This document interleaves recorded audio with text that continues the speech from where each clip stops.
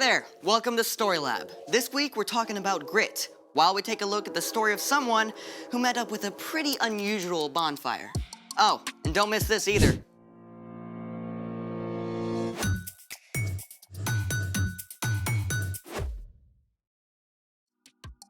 Hey, I'm Amaya. And I'm Zeke. And we're talking about grit, which is refusing to give up when life gets hard. You know what I think is hard? What? Not using your phone. I'm not using mine right now. You gonna get that? It could be important.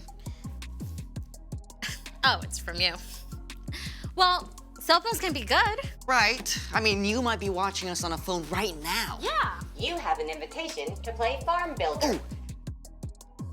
I don't have to look at my phone. You know what? Me neither. I can go longer than you without a phone. Oh, you're on. Let's do it!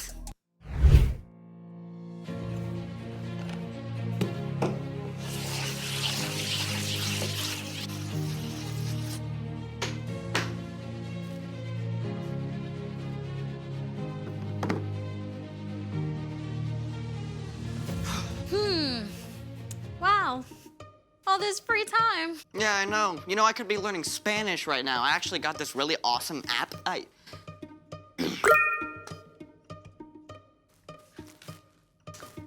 That might be your new game score. Right.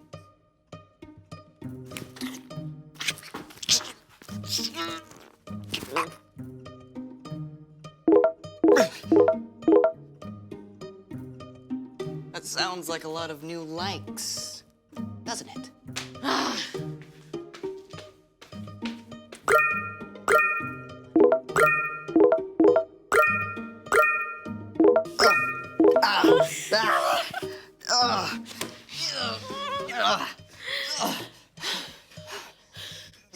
Okay, I'm thinking of something else. It's Time! for... The story before the story. Today we're in the second book of the Old Testament, Exodus. God made a plan to bless the whole world through Abraham and Sarah's family. But their descendants, the Israelites, traveled to Egypt to escape starving. Over time, the Israelites were enslaved, but still, their families grew. After hundreds of years, the Hebrew people cried out to God for help. God heard them and chose an unlikely helper. A Hebrew man named Moses who had been raised in Pharaoh's palace, but ran away to live as a shepherd in Midian. Moses is where our story starts. Take it away. Greetings, everyone. There's fire, darkness, frogs, and a whole lot more in this story, so hold on tight. By the time our story starts, Moses was actually 80 years old. His early years in Pharaoh's palace were just a distant memory. He was living life as an ordinary shepherd until one day. Now, usually, when something catches fire, it just burns up, but this bush, it didn't. It glowed like a flaming beacon. As Moses edged nearer, a voice called to him from the midst of the fire. Moses. Moses. Here I am. Don't come any closer. Take off your sandals. The place you are standing is holy ground. Moses' hands shook as he tugged off his sandals. I am the God of Abraham, Isaac, and Jacob. I have seen how my people are suffering in Egypt, so I have come down to save them. I will bring them to a good land.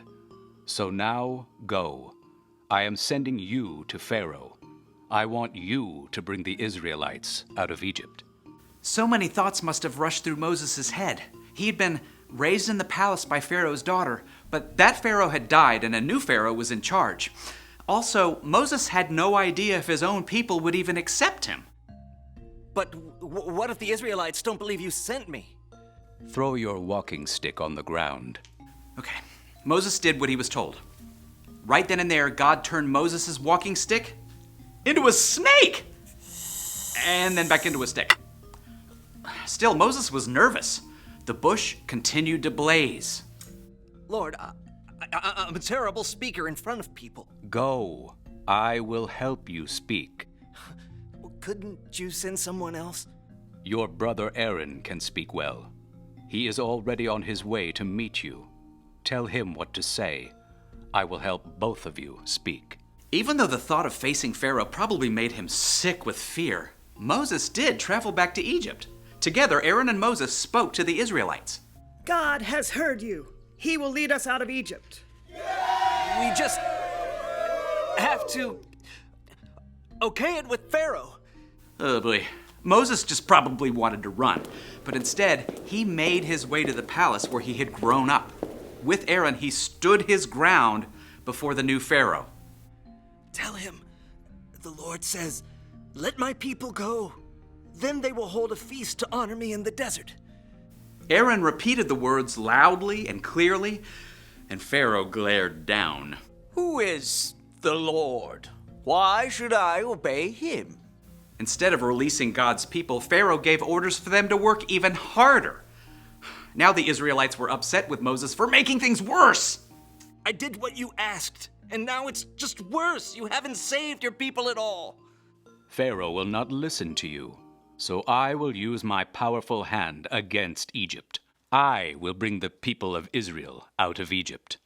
Even though God performed miraculous signs through Moses and Aaron in front of Pharaoh, he still would not listen.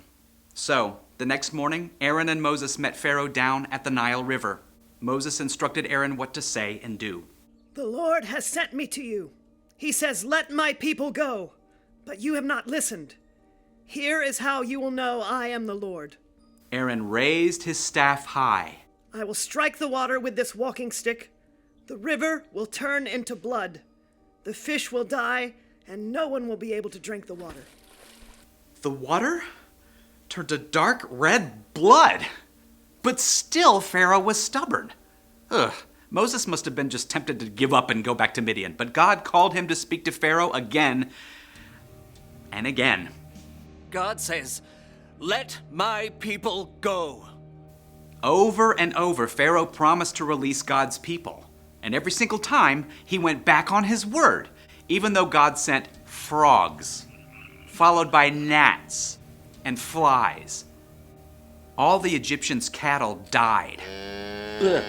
Terrible sores showed up all over the Egyptians and their animals. Hail rained down, destroying crops and tearing leaves from the trees. Ugh. Locusts finished off anything the hail left behind. Then, deep darkness descended across the whole land for 3 days. And at last came the most awful plague of all. The oldest son of every Egyptian family died. Only the Israelite families were saved by painting the blood of a lamb over their door frames, just as God had told them to do. When Pharaoh saw the terrible thing that had happened, he called Moses one last time. Get out of here, all of you. Just leave us alone. Go. Moses and Aaron gathered the people together. No time to bake your bread. Just bring the dough along. The Israelites packed up in the middle of the night and left as quickly as they could, leading their flocks and herds. After hundreds of years, God's people were finally free. After so long, I bet they wanted to give up. Yeah, but they didn't. They kept going. They kept calling out to God. And Moses. I mean, if I were him, I definitely would have wanted to call it a day and leave. Yeah, right? But Moses held on. He had seen God's presence in the burning bush, and he knew that God saw what he was going through. And the Israelites, too. So, what's our part in the story? Well, when we face tough things, right, we can know that God sees us. God will help us through, even if it's, well, not in the way we expect. Yeah, like maybe someone keeps being mean to you at school. I mean, that's awful. But you don't have to give up. You can talk to a grown-up about it, and you can trust that God will walk with you every step of the way. Or maybe you've got something that doesn't go away, like a food allergy. Oh yeah, that's a really hard one. But instead of giving up and grumbling, you can trust that God is with you and keep going. Yeah, God never intended us to keep going on our own. So God gave us Jesus to walk with us. And when we put our trust in Jesus, he gives us the power to keep going. Thanks, Brian. Yeah. See you next time. So here's the thing. Hold on, because God knows what you're going through. And that's how you grow grit. You have 2 game invitations waiting. Are you gonna get that? Nah. Well, thanks for joining us in the Story Lab. See you next time. You really think you can solve that? I'm not Dude. smart enough for this. Come on, I'll show you. Oh.